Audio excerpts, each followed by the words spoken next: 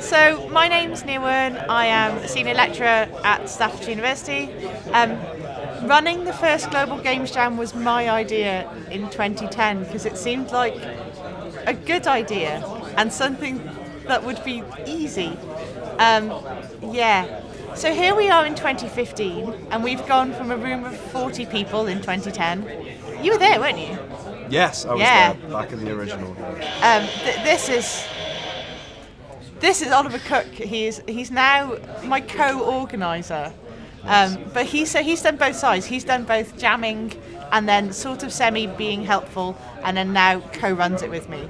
So 2010 we had 40 people, and now we've got 300.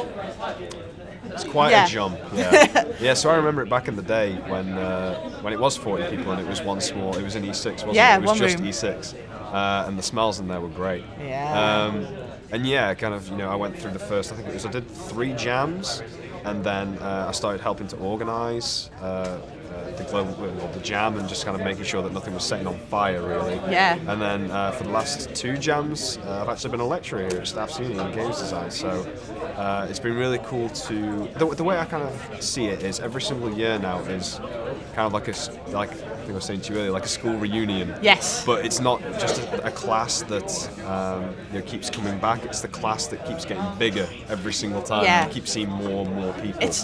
What's great is that we're allowed to have alumni back. Yeah. And actually anyone who wants to come, very welcome. Yeah. And that mix means that it's a social event. It's one of the key social events that people book time off work in sort of September. Or the moment that this jam finishes, I'll start to get people going, when is next year's? Yeah. We've got people from Creative Assembly here, TT Games, students, alumni, people that have no affiliation with this university whatsoever. And I think a lot of people see this as the one time of the year that they can get away. I certainly meet up with friends that I haven't seen in a very long time, and everyone has a real reason to make a game as opposed to, I'm going to make one over a weekend. But what's really interesting is how it's changed. So that first one, no one expected anything. No one expected games. I had very low expectations of the students, sorry. But we didn't know what was going to happen. No one else knew. It wasn't a big thing. The university just let me run it, which was awesome of them. So that happened, and then I realised they could make games, and then I got angry that they didn't make games in class. So we changed quite a lot of our teaching to reflect some of the things that happen in Global Games Jam and the way people learn and teach each other, and lots of sort of academic stuff has come out of Global Games Jam. And then now, people just get down to work. Actually, being an organiser, even on a massive jam, is a little bit dull. Yeah, I mean... In a nice way. Yeah, to be fair, I really enjoyed the first couple of jams because it was a massive crunch and you knew that you were going to have a product at the end of it. I enjoy being an organiser in the sense that I can sit back and now watch it happen, but at the same time you do miss that pressure. I've never jammed. I've always been organising it. I've never actually jammed. Yeah, well. Although I did consider making jam once. I figured that would be easier. Games jam. Games jam. I could do that. We could sell it. We could. Next year. That's it. Iterative design. Each and every year it gets better. Next year, Global Games Jam. Global Games Jam. Put your stickers, your name tags on your pizza boxes so people know. And I'll fix the team registration thing. Yeah. I really enjoy this every year. It's kind of like the highlight of the year for me. It's just after Christmas, just after New Year, and you're seeing in a fresh New Year. Seeing a load of old faces, a lot of hugs as well from people just like, I haven't seen you in so long. And what's really great is when people who haven't made a game in ages, or haven't made a game all year, or are part way through making a massive project, go, made a game in 48 hours. Yeah. I mean, it's weird, and there's this weird thing that happens that no one understands, and we broke the engine a few times, and one person, he hasn't slept yet, but we made a game. Yeah.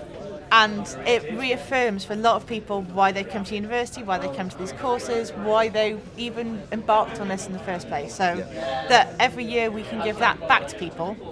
I think it's that's fantastic. Well, I think it's important that you said earlier as well how Games Jam has kind of bled into the academic side of things, whereas back when I was doing the course, it was very module-centric in the sense of, modeling, animation, design. But you never really sat down and made a game. But now on the courses that we've got, the first years are making a game. Yes. Like flat out. Your first assignment is to make a game, and then the second and third years with junior, senior, it then becomes like you now have a large team to work with, and you have seniors who are governing what the juniors do. And I think that's a really interesting and a really important dynamic to deliver throughout that 3-year course. And so much of that's come from Global Game Jam. Yes, definitely. So 2016, we up for it? Let's get this one out of the way first, I think. Let's get this one out of the way, and then, get this one out of the way. But what was the rise from last year to this year? This year's remained pretty steady. Okay. So we hit over 300 last year, largest in Europe. And this year we've hit over 300 again, still largest in Europe. And I think this is about right. I can't imagine it's going to get much bigger. No. Unless something crazy happens.